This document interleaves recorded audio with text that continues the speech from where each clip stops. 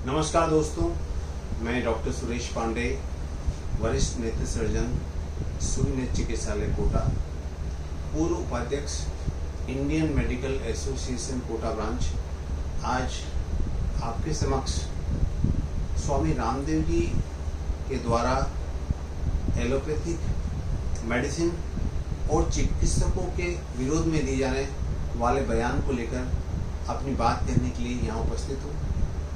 साथियों, जैसा कि आप जानते हैं, देश इस समय कोरोना की दूसरी खतरनाक लहर से जूझ रहा है।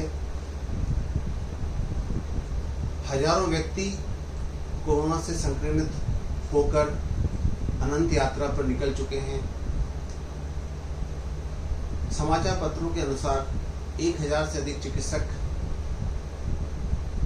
कोरोना वॉरियर के रूप में शहीद हो चुके हैं। स्वामी रामदेव जी ने उन चिकित्सकों का मखौल उड़ाया है और इसके साथ साथ ही उन्होंने एलोपैथी को स्टूपिड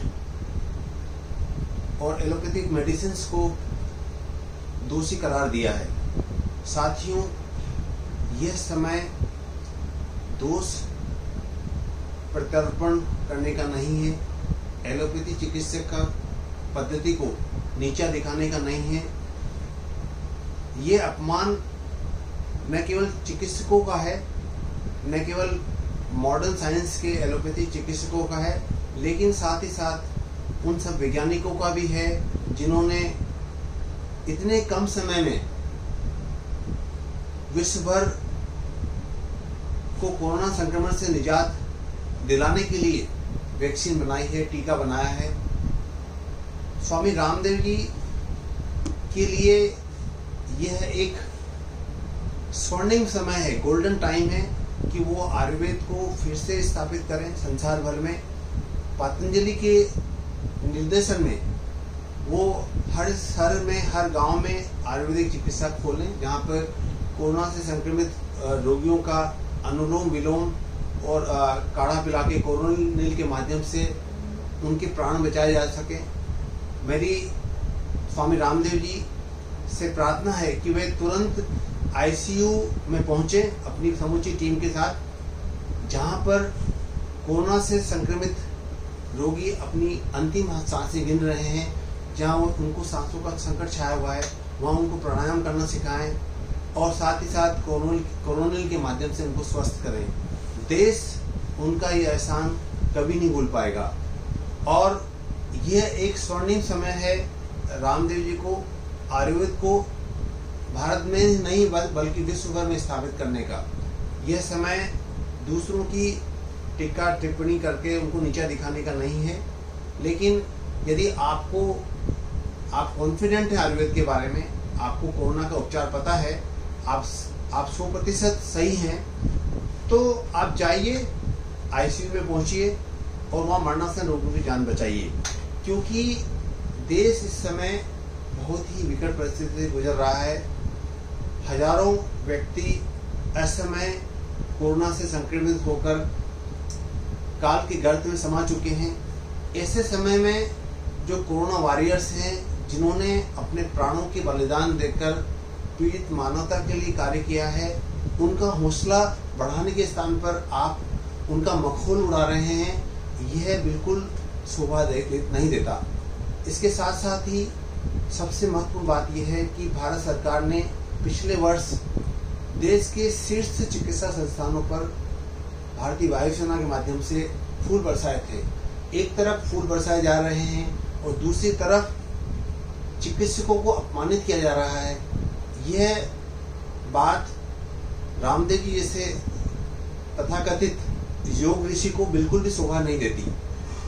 मेरी इस वीडियो के माध्यम से गुजारिश है कि आप डॉक्टर और रोगी के बीच में संबंध प्रगाढ़ हो, ऐसा बयान दें।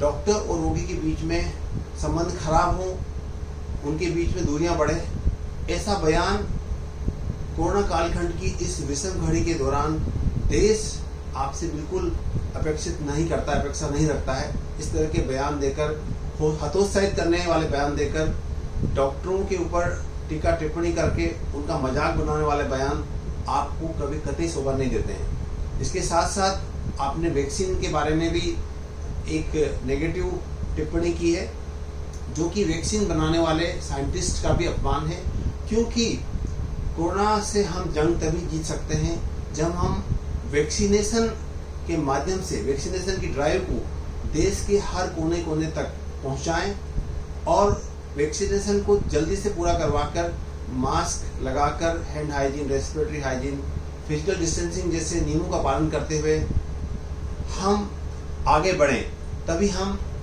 कोरोना जैसी वैश्विक महामारी से जीत सकते हैं। स्वामी रामदेव जी से मेरी प्रार्थना है कि कोरोना कालखंड के इस विषम परिस्थिति में जहाँ तीसरी लहर के बारे में बात चल रही है, आप अभी से ही तैयारी कर लें, जिससे कि तीसरी लहर देश को संक्रमित न कर पाए। आप अपने आरोग्य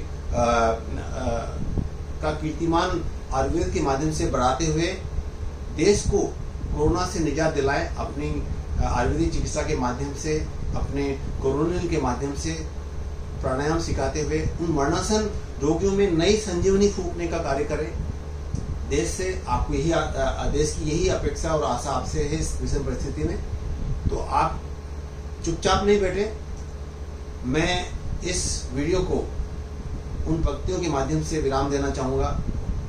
हालत क्या हो गई हमारी, हालत क्या हो गई हमारी, भारत माँ कर रही पुकार, अपनी माँ कर रही पुकार। संक्रमण कोरोना का फैला, संक्रमण कोरोना का फैला, कैसे बैठे हैं चुपचाप, कैसे बैठे हैं चुपचाप। तो स्वामी रामदेव जी, आप तुरंत पतंजलि योगपीठ के सभी कार्यकर्ताओं के माध्यम से निकल पड़े। उन सब कोरोना पीड़ित, कोरोना संक्रमित, जीवन की आखिरी सांसें गिनने वाले रोगियों की सेवा करने के लिए, उनको नई संजीवनी फूंकने के लिए, क्योंकि भारत माँ की करुण पुकार आप अनसुना नहीं करेंगे, मेरा ऐसा विश्वास है। नमस्कार, डॉक्टर सुरेश पांडे, कोटा।